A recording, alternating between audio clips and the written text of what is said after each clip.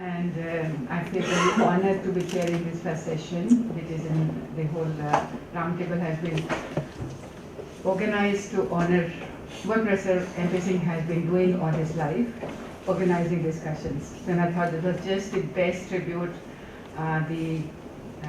All of us who have learned a lot from him could have paid in the manner that he really cherished, whether he was at Pro faculty, whether he was at NUJS, now he is at NLU.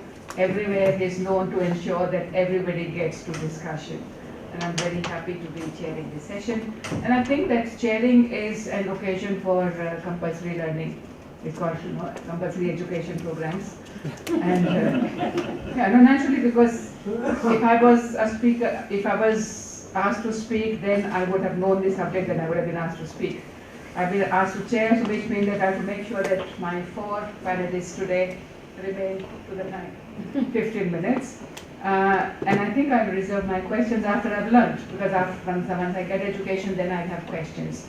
But as a preliminary, I have this question on the we the people of India.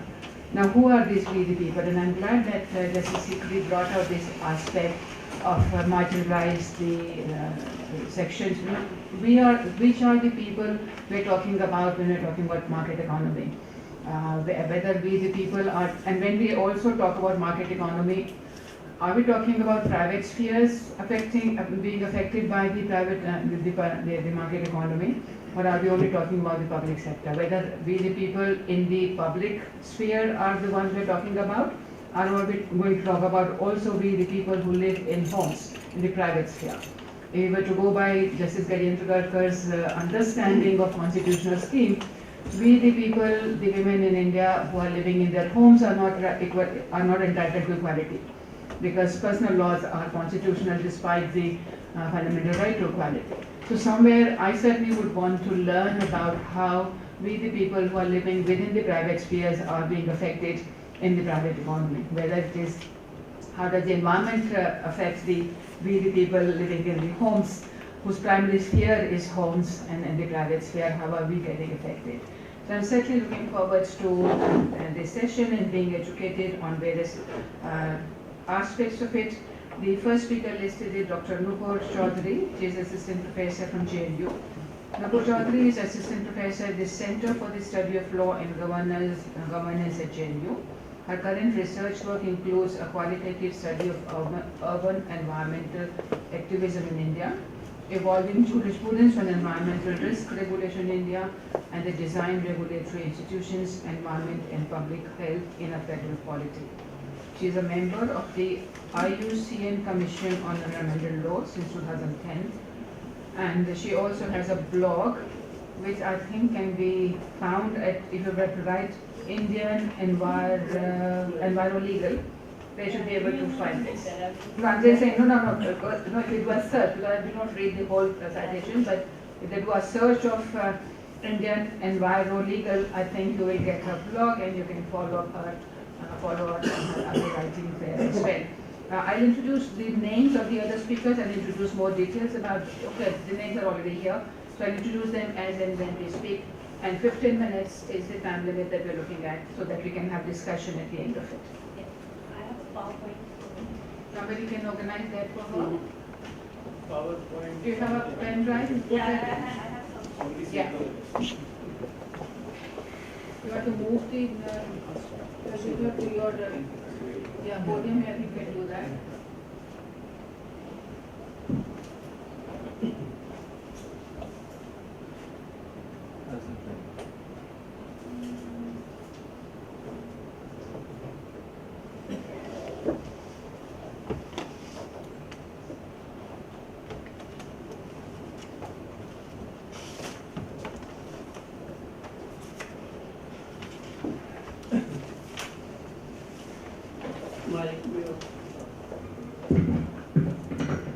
Okay, thank you so much, Professor Kumari, for your introduction.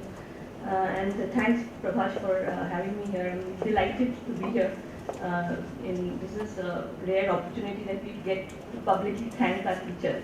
So I'm very happy to be here and just talk a little bit about one aspect of my research.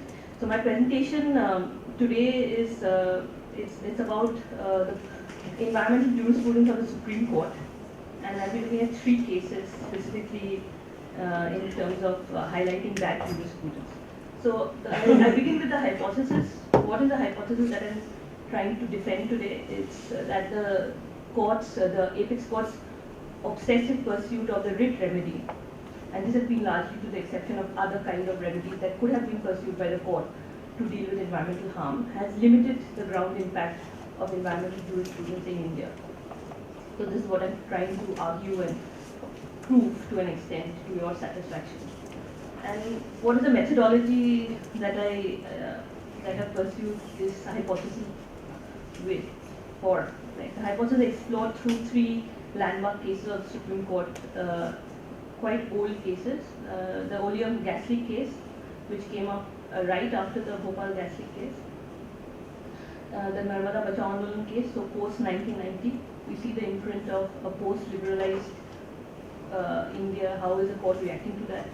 And the Godavarman case, which is going to complete a decade. It's a continuing mandama. It's going to complete a decade since when the Supreme Court has been hearing the case and passing up orders on that case. Okay, so there are these 3 cases that I'm going to be talking about. Now I know there is a limitation on time, so I'll try and limit. Maybe I'll skip some of the slides, but I'll give you the basic line of my argumentation. What is the argument that I'm making? So there are the 2 primary characteristics that have actually kind of environmental jurisprudence in India. What are the 2 primary characteristics? That the Supreme Court has dominated that jurisprudence. I mean, until unless we had very recently we had the NGT, which is coming into its own. But prior to that, Supreme Court jurisprudence has really dominated environmental jurisprudence. And essentially, the jurisprudence, as all of you know, is actually embedded within the Article 21 interpretation of right to life. What is important for us to know is that whenever we talk about the history of environmental jurisprudence, we make these kind of claims. We say that these are the 2 characteristics and then go on with our analysis. But it's important for us to appreciate and realize that these 2 specific characteristics of the environmental story or the environmental jurisprudence is because of a choice made by a specific institution. And that choice has been made by the Supreme Court. It has made the choice that it's going to actually allow for public interest litigation or social action litigation on environmental violations.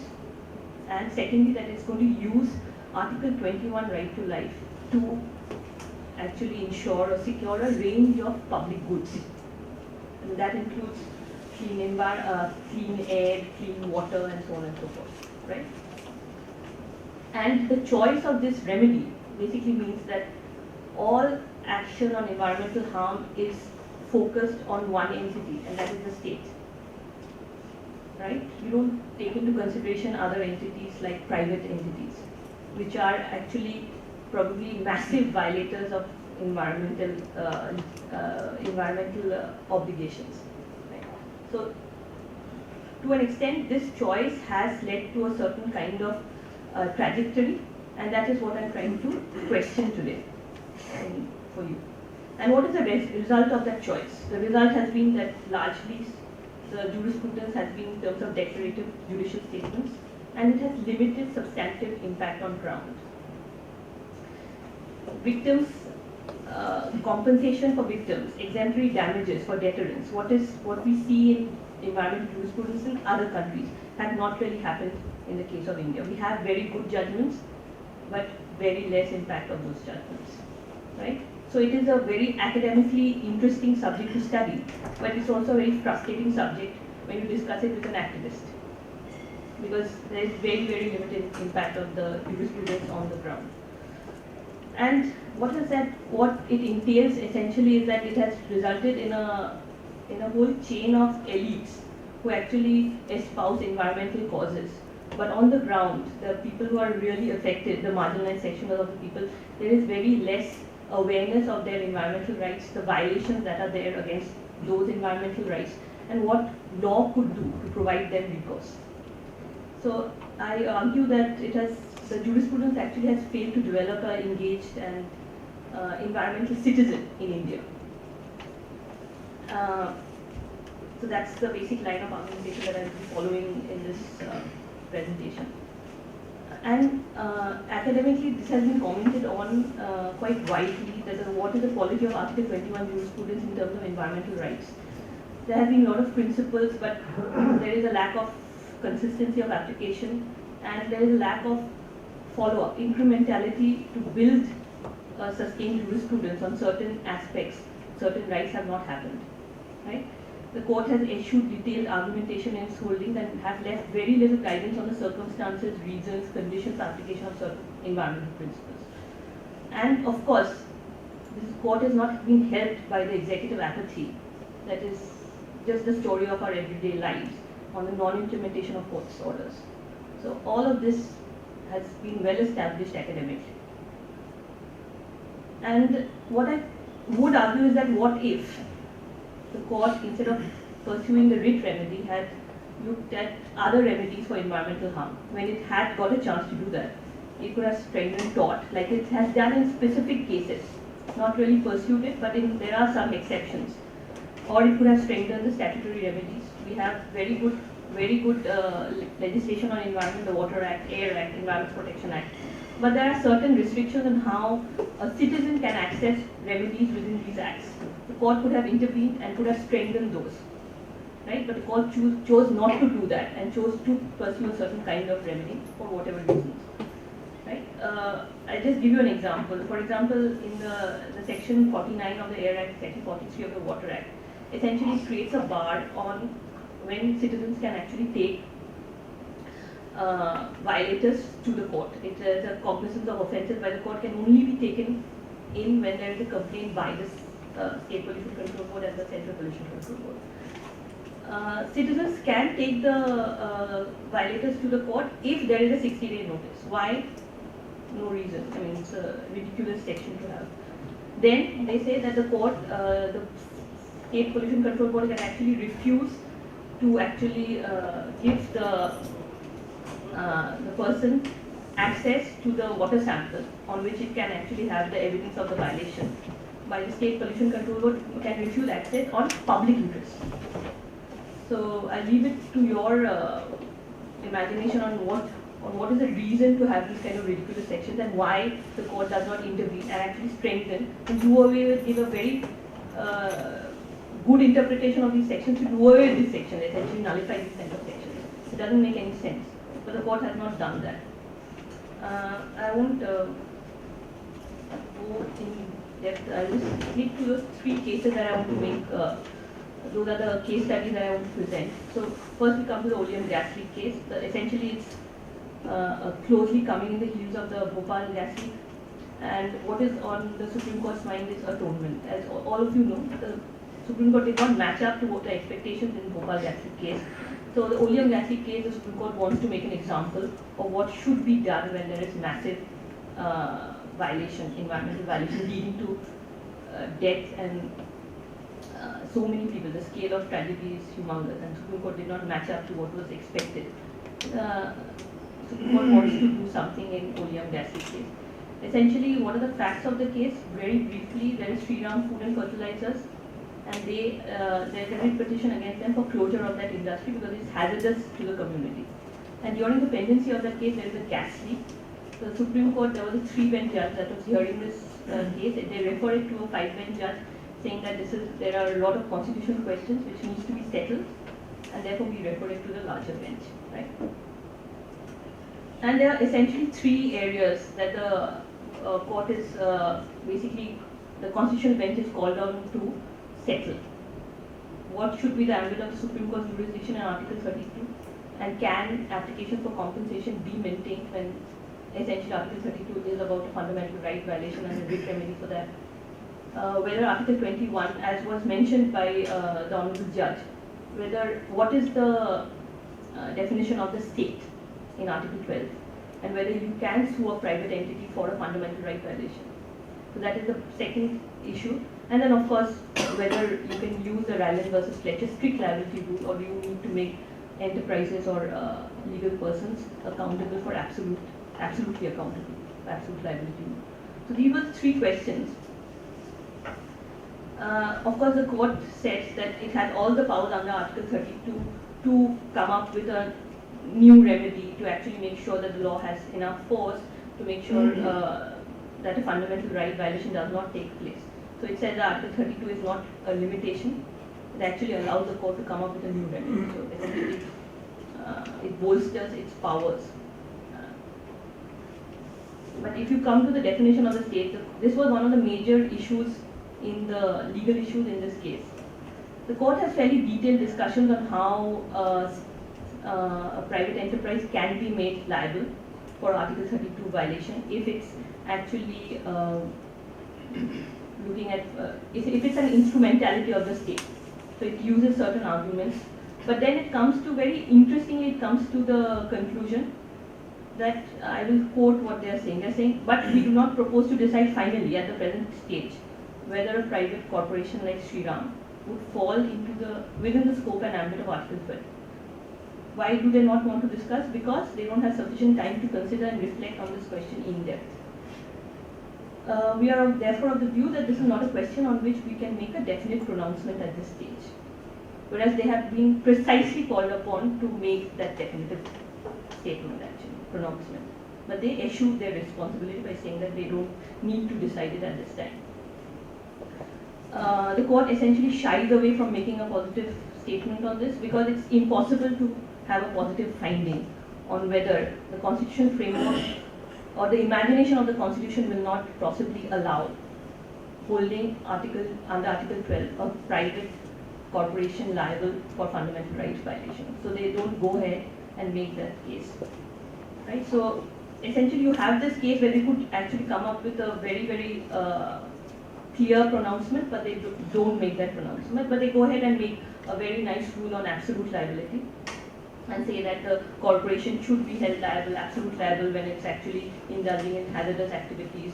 And depending on the scale of corporation, how the deep pocket theory, the larger the corporation, the more money the corporation has, the more their liability. So it makes this case, right? But it does not actually apply, it's unable to apply this specific principle in this specific case.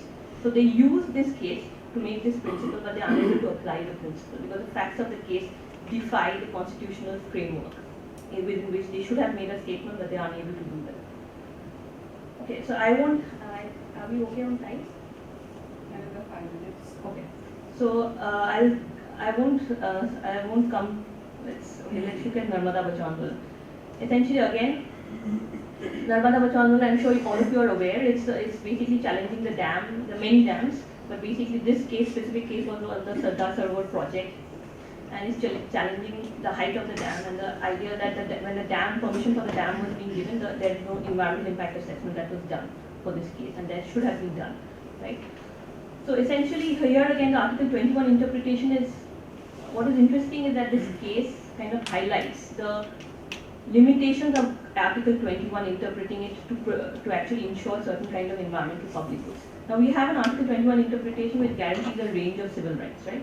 And that is essentially a nature of restraint. It restrains state from taking a certain kind of action which would violate the fundamental right of a citizen, of a person. So environmental public goods is not in the nature of civil rights. It actually is a positive entitlement. It requires a certain positive obligation, action on the part of the state to create and deliver such public goods.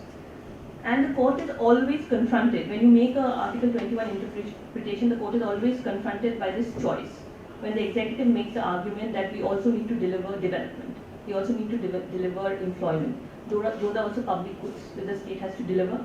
And the court therefore always has to make a choice between one public good versus the other. And the choice will always be, given the context of a country, of our country, a developing country, the choice will, in most cases, go in favor of economic development, employment generation. So environmental violations are then just reduced to actually a denial of one public good against the other. And it shouldn't be the case, but the interpretation of the Constitution in a certain manner by the court has made this choice inevitable, right? And of course, at an academic level, this seems like a false trade-off between economic policy imperatives and a set of environmental public goods. But it assumes significance because at a micro level of specific cases, the court is confronted by this choice, and court then has to kind of give in to what the executive is saying, which means that the state not only needs to look at environmental, clean air, clean water, so on and so forth, but also employment generation, economic development. So the choice is then that, and the state should be allowed to make that choice, what it wants to go with, and the court has to respect that choice, right? So this is a kind of a conundrum that the court of its own making, right? Okay, I'll skip we have some time. So let's talk about the Godavarman case. Essentially, what is the Godavarman case about? It's Supreme Court has basically taken over regulation, forest regulation for the entire country through this Godavarman case. It's a open, continuing mandamus, been open since 1995, and there is a complete ban on felling of trees with a few exceptions. And the court is, there is a separate central empowered committee of the court, which is basically tasked with following up, enforcing court orders, and actually also receiving interlocutory applications. So there is a complete bureaucracy that the court has created to look at forest regulation. The bureaucracy which has actually, in fact, made the Ministry of Environment and Forests to a large extent toothless when it comes to forests, right? So I'll give you an example of one order of the court, the National Environmental Regulator. The court has been wanting a National Environmental Regulator for a long time. It has passed many orders. And essentially the court is saying that there is a lack of administrative distance, which is a very old argument between MOEF and the expert bodies. And because there is a lack of administrative distance, essentially it leads to ad hocism. The MOEF very easily overrules expert bodies, and the decisions for giving approvals, any kind of licenses are granted very ad hoc, in a very ad hoc manner, right? So the court is saying we need an independent environmental regulator, and the court has ordered the MOEF to appoint an independent environmental regulator under section 3.3 of the Environmental Protection Act, which is the which was passed post Bhopal, the most important environmental legislation that we have.